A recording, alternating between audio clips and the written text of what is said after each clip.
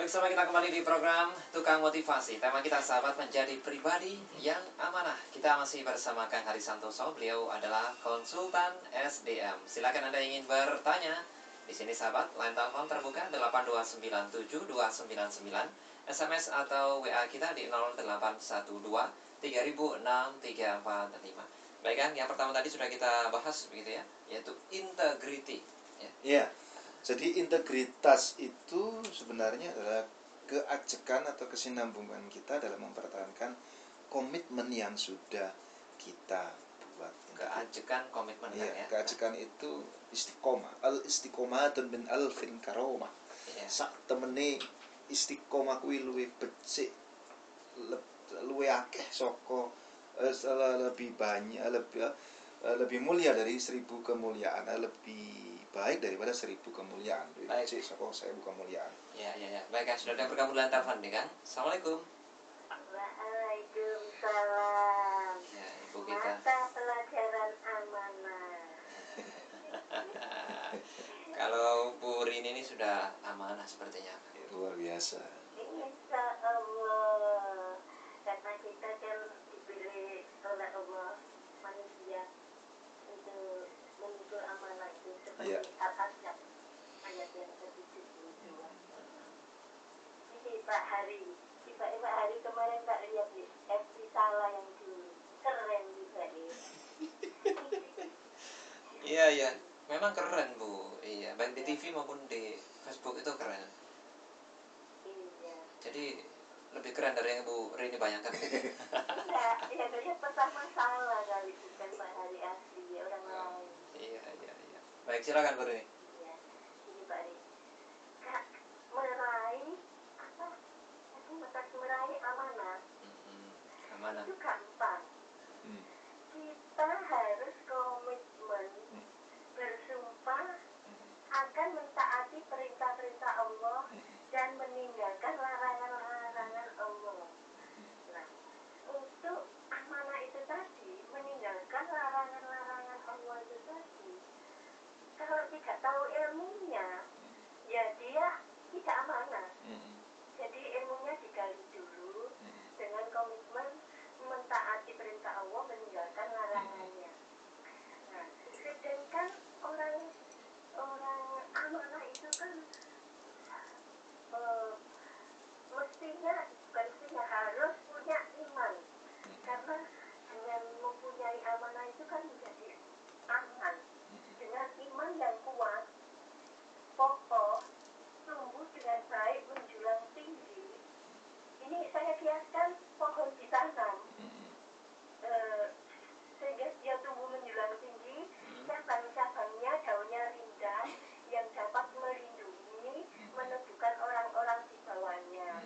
Dan bila berbuah, buahnya dapat dinikmati orang banyak. Dan demikian mana orang-orang yang menepati janji.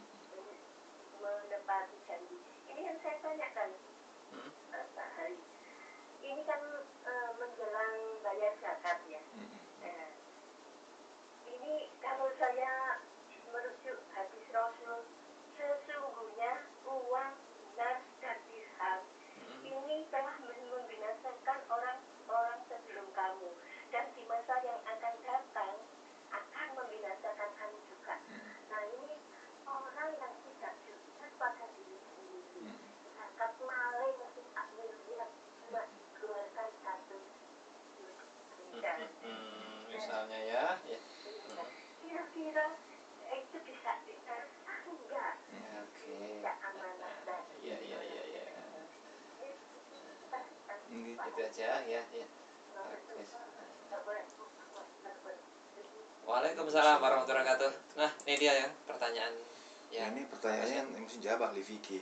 Tapi saya coba dekati dalam pendekatan perilaku sosial, bahwa dengan apa yang kita miliki sebenarnya kita berkewajiban untuk memberikan kontribusi kepada lingkungan di mana kita tinggal melalui sebagian dari apa yang kita miliki. Di beberapa perusahaan ada kegiatan yang namanya CSR itu, corporate social responsibility di beberapa instansi, terlepas dari zakat ya. Tapi yang saya maksudkan tadi, apakah ini akan membinasakan, seperti yang disampaikan hadis tadi, kita coba beda dari pendekatan psikososialnya. Di BUMN ada community development yang quote and quote wajib dikeluarkan untuk pembinaan lingkungan. Kalau lingkungan sederhana saja, sebuah perusahaan berdiri di masyarakat di mana masyarakat di situ tidak sejahtera, maka yang terjadi adalah penolakan. Ono perusahaan ini awake tambah rugi, kena limbah, tambah rugi, jalanan rusak, tambah rugi, bising, tambah rugi segala macam. Harusnya ada kontribusi pembinaan sosial. Kalau tidak dilakukan, maka tidak balance, tidak imbang. Kerusakan bagi perusahaan itu sendiri, kerusakan itu bagi lingkungan. Ini pendekatan psikososialnya. Pendekatan fikihnya saya pikir yang ahli fikih lebih tahu, lebih bisa menjawab. Tapi artinya memang bahwa apabila sesuatu yang tidak dikeluarkan sebagaimana mestinya, memang akan membawa kerusakan. Contoh, kalau kita hari ini mungkin makan banyak segala macam, kemudian tidak ada ekskresi atau sekresi misalnya, pengeluarannya terjadi, kita malah sakit.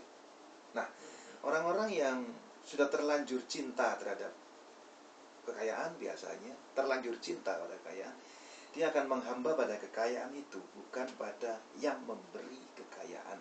Akibatnya dia melalaikan orang lain dan dia merasa tidak pernah cukup.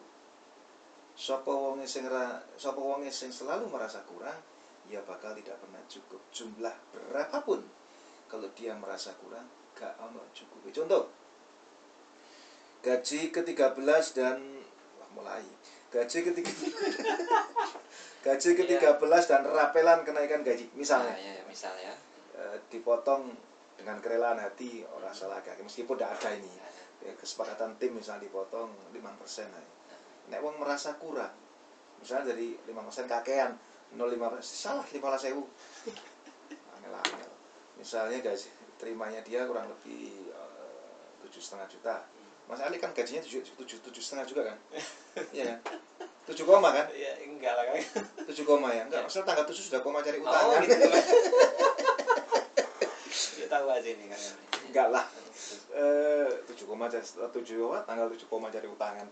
Nah, misalnya 1.500, misalnya 2.000, 5.000 lah. Nah, kalau dia merasa kurang, dia terima, anggap aja 7 digit ya, atau 6 digit. Wah, gak seneng aku ngene kalau potongan-potongan barang gitu kan ya. Padahal potongannya jelas untuk kepentingan dakwah, untuk kepentingan saudara sosial dan lain sebagainya. Gak merasa cukup. 7 juta dikurangi 5.000 bisa kurang, Mas Ari. Gak 7 juta gak jangkep, ya kan? Ini jadi penyakit bagi dirinya, gak akan pernah cukup kalau dia selalu merasa kekurangan dan akan selalu kekurangan. Ini mungkin penyakit yang akan membinasakan dirinya sendiri, di samping bisa membinasakan lingkungan. Perusahaan-perusahaan ke depan itu mengembangkan sebuah pola keseimbangan dalam bisnis. Yang pertama memang harus profit. Untuk membiayai perusahaan kan punya P yang pertamanya, namanya profit. Nek karena profit ya gak iso mlaku perusahaannya, ya kan. Bagaimana gitu. Usaha gak untung-untung ya kokot gitu ya kan. Profit. Oke, orientasi profit. Tapi tidak cukup profit, dia harus juga berpikir people-nya bagaimana gitu ya kan. Memang ya, memberikan kesejahteraan bagi karyawannya, bagi lingkungan sekitarnya. P yang kedua adalah people, sekitarnya dan lain sebagainya. Makanya konsep di Islam ya, kalau kita bisa sampai memiliki banyak harta, ada baiknya kita pikirkan, bukan ada baiknya, wajib memikirkan people gitu, orang-orang di sekitar kita, di lingkungan sekitar kita dan lain sebagainya. Tapi P yang ketiga juga menjadi penting, ini planet. Sebab nek profit terus nyenengno lingkungan tok lali menjaga planetnya, menjaga buminya, menjaga keseimbangan alamnya, maka ya rusak. Embong sampean sawah diketoki kabeh dadi omah gitu ya kan, akhirnya awake dhewe gak mangan beras, mangan beton ya kan. Gitu ya, betone nongko enak, ini beton semen hari ya kan. Ya lupa potel untu ya kan. Sampeyan guyu tok ya. Nah, itu terjadi. Kan tadi ada Kang Gari bilang pasti ada kerusakan ketika pendekatan psikososial tadi kan ya. Kalau kita tarik ke psiko individu barangkali, apakah juga akan terjadi sama dengan psikososial tadi? Mas, wong sing gak pernah cukup itu merasa kurang, gak bahagia loh Mas. Dipikir kurang, artinya aku berdodok terus. Karena apa? Dia kurang terus. Dan walaupun gajinya tinggi. Walaupun gajinya tinggi. Kurang ya. Aku pengen gaji 5, oke lah 450.000 itu cukup. Seharusnya gede kurang terus.